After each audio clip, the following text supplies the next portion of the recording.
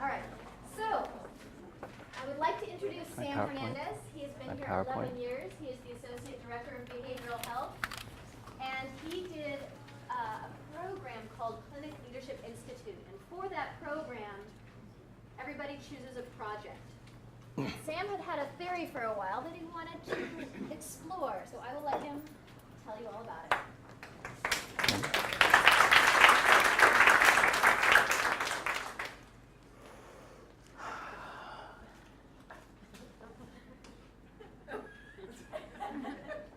My hypothesis is the relationship is medicine.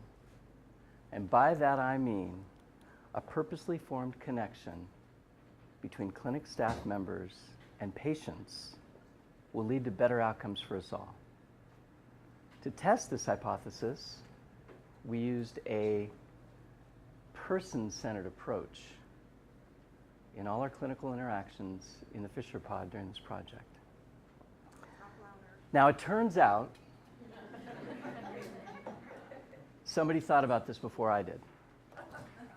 His name was Hippocrates, and you've heard of him. And in 400 BC, he said, it's more important to know what sort of person has a disease than what sort of disease a person has. So we wanted to emphasize the caring and the human being more than the illness. And here's why. Because we're not getting everybody better despite all our best efforts, despite the great work. This is no way to disparage anybody. We're all doing great things and working very hard. But we have a public health crisis. Diabetes affecting, according to the CDC, over 29 million Americans right now, imagine the worldwide. In addition to that, if you have diabetes, you're twice as likely, according to the National Institute of Mental Health, to suffer with depression, further complicating your diabetes. Now the cost. Tim's not here anymore, but it's staggering. $245 billion a year in direct and indirect cost. But that cannot compare to the suffering, the price we pay individually, children, families, grandparents, communities, lost time, lost relationship, lost memory. And what about us? So all of us, we are the safety net, right? We provide care for the most vulnerable of the population, those with the most health needs, mental health needs, addiction, trauma, pain. It goes on and on. The fewest resources. You know that between Lake and Mendocino County, we have the highest suicide rate, certainly in Lake County. Accidental death, we have so much poverty and difficulty. So how do we not only hold our patients safely, but ourselves more safely as well? So we're not cogs in a wheel, but sometimes we may feel like we have to behave like one. So this project was really about the person in all of us. So the 5 core components: care team building, population management, the interview, the connection between the care team and the patient, and then care review. The care team. This is some members of the Fisher Pod. It doesn't include everybody. But what I want to note, besides the happy, shiny faces, is it's everyone.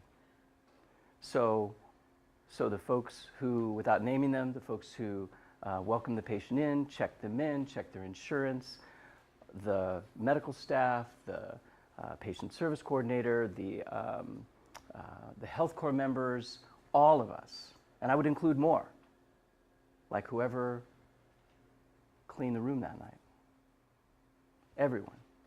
But in this case, all of us who interact with that patient group are part of the care team. So last September, we met, and I introduced this idea of what about a more person-centered approach? So we talked about what that might look like. We talked about our values, who we most wanted to be. We talked about what brought us to this work in the first place. Why am I here? We talked about slowing down and connecting. So we didn't miss out on the very reason we came to this work in the first place. We unified around our personal, our individual, and our collective purpose to set sort of the groundwork to the invitation of the patients in the project. But just remember that this influences all of our patients and all of us, although we're really concentrating on a certain group of patients. Population management, you may have heard this term before, with the PCMH, patient-centered medical homes. We're talking about each provider having a specific set of patients assigned to them for tracking, watching for them, stratifying for risk, so we're looking at who's not getting better. And that's what we were looking for. We were looking for people who weren't getting better with treatment as usual methods. And treatment as usual works for lots and lots of people, but not everyone. So we were trying to take those who weren't getting better with the ways we were doing things, to apply a different approach. The criteria that we took were people with a hemoglobin A1C, which is a marker of your blood sugar over time, of at least 8.0 or greater, but 8 of the 10 had a 9 or greater, which is getting into severe potential complications from diabetes. Additionally, half the folks had depression. As a group, moderately severe depression. And though I didn't mention it earlier, if you're depressed, you have diabetes and you're depressed, the cost is 4 times the treatment if you're just diabetic alone. So the interview. So this was a little bit different.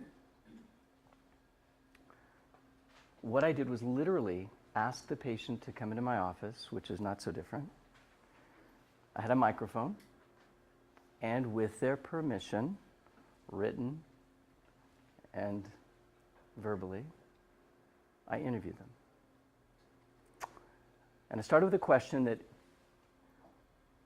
rather than what's the matter with you, we ask, what matters to you? Tell me about you. Tell me about your philosophy of life, your story. Everyone has one. Tell me your values. Show me pictures of what you care most about. What would you run into a burning building to save? What do you love? What if we took those things and we put them at the center of your care and attempt to help you move towards what you care about? We think that maybe if we knew you better, we could help you in the ways you need and want help. Patient comes last November and says, I'm desperate. My children are in foster care. I have 2 months to prove that I'm on track to getting them home. They are what matters to me more than anything. But I've struggled for a long time. I began using substances at 9. I'm 38 now. I'm 3 months sober. I'm in rehab. I'm virtually homeless. Now, as I say this isn't an extreme case, right? We are in community health, so we know these are our patients. It's what they face. She says, I have schizophrenia. I have PTSD. I'm just coming out of domestic violence, the father of my children. I got diabetes when I was 18. I'm 38. I've had a stroke and I'm partially blind. If you can help me, I'll help you. I said, great. I need all the help I can get. And she was willing to really be present and share her story. She said, I'm not unique about this. Everyone has one and everybody would like to share it. So what do we need to know about you? She said, I'm more than a disease. I have depth. I'm a poet. I write prose. I have a math degree. I'm a mother. But I only have 15 minutes. How are we going to get my life into 15 minutes?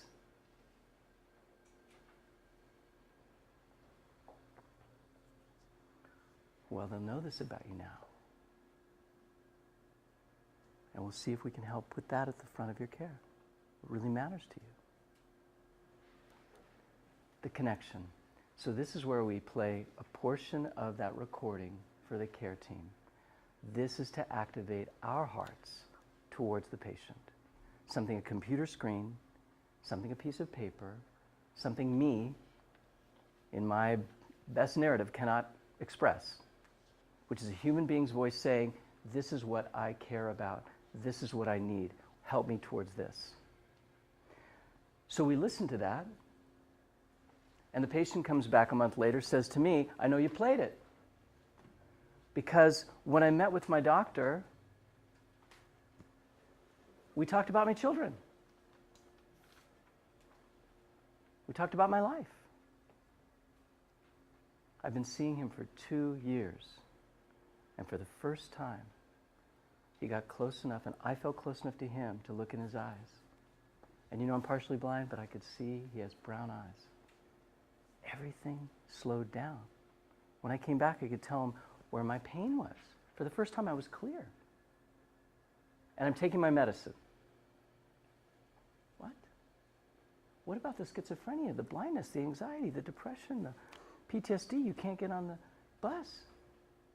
She says, I don't know what happened. But I'm taking my medicine. She said, it's like you're passing love notes between me and my doctor and nurses. So monthly care reviews. So I meet with the patient. I've called them in between visits every 2 weeks. I've called them. Try to meet them once a month. Review. What are your core values? Are we onto what matters most to you? Are we there together? We meet as a team, adjust the care. Are they getting better or not? There might be a pharmaceutical adjustment, there may not be. Listen to some more of the next conversation.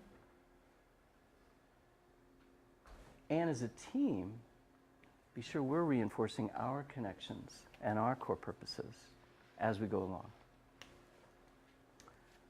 Outcomes. So we measured a bunch of stuff. So when we started in September, I measured things like the values of our care team and putting those into action. We measured our satisfaction levels, psychological flexibility, stress. We measured a lot of things. We also measured some things, a number of things with our patients as well, but I'm going to share 3 with you. So this is the care team again, and what I want to share with you is our values. So values being, who do I most want to be? If you saw me, what would I hope you would see? What are the things I want my actions to display? When we started, this bullseye represents rarely to always putting my core values into action. When we started, the group as a whole said we sometimes put our core values into action. In May, people reported always putting their core values into action. And another really interesting thing that happened was that the core values, and people are holding up the cards of their values, is that some of the values shifted to be even more relational in nature, which I thought was really interesting. We became even more aligned, and it was a great group to start with, even more effective, even more efficient. And that's what happens when care teams work closely. Glycemic control. So 6 of 10 of the patients improved in their glycemic control. 4 of them didn't. Overall, there was an improvement, though, when you take everybody together. There was an improvement. But one of the things I want to remember and remind us all of, context is so critical with our patients, with us, and with our patients in their lives. It is not always In fact, I'm surprised they can even make it to my visits. One patient ran out of medicine, and we didn't know it. Another patient got depressed, went to bed, didn't come back for a month. These things happen as we're going along. So we just try to re-engage, refocus, and move forward. But with depression, and I mentioned that depression happens twice as likely with diabetics. But here's what happened with depression. The 5 folks who were depressed when we started all collectively had a 54.5% improvement. Went from moderately severely depressed to one person being moderately depressed. Here, here, here. No one severely depressed, and some not really reporting symptoms of depression at all. And remember, we focused on what they care about, what matters to them. That's what we focused on. So here's the person-centered approach. Identify and embody our core purpose individually and collectively, and stay on track for that. I want to add to that generalize. We can't talk to every patient this way, yeah? But we know every patient has a story, and we begin to treat and engage with that assumption. Staying fully present is essential. There's only one place in the universe you can be, and folks, right now, it's here. With each other, with our patients. And what we miss out on by thinking we move too fast, we forget the very thing that's right in front of us. We forget ourselves even. So this is very essential. Empathy, great research on empathy, its impact on the immune system improvements. It changed your chemistry, improvements in glycemic control when the patient experiences an empathic provider. Measuring the connection. We measure every visit, whether it's with me or with the care team. 4 areas. Are you feeling respected and understood? Are we focused on what matters to you? Are we a good fit for you? And how was this visit for you today? If we miss something, let's call and find out. Hey, we missed something. Let's make sure we get that right. Persevere with patience for yourself, for each other, for our patients. The patient who I mentioned earlier did get her kids back, has an apartment. She's still sober. I saw her in the clinic, and it's been a while back in May, laughing. Her kids are teasing her. Mom, you hate going to the doctor. You hate going to the doctor. Well, no, I don't. This is like home to me, and I even come when I'm not well. Don't folks not come? You know, I gained too much weight. I'm not going back. I'll wait till I start taking my medicine. Wait till I'm feeling good to go back to my doctor. Avoid it. So it seems to me that really what we have, what we need, doesn't always come in a bottle or a syringe or from some other pharmaceutical company. Maybe what we need. Love is medicine, and I really appreciate you guys for the great work that you're doing. I really appreciate all the efforts that we're putting towards our patients. The Fisher Pod was amazing, is amazing. They said yes to everything I asked. I said, do you mind, could we just go out and get the patient rather than calling across the room? Would that be cool? Sure. Could we meet about, yes. Would you mind feeling, yes. I didn't even have to speak. Sometimes it was yes. It was so amazing. Just everybody, just golden. And I know that's within all of us. We just happen to be located in the Fisher Pod. So thank you guys so much.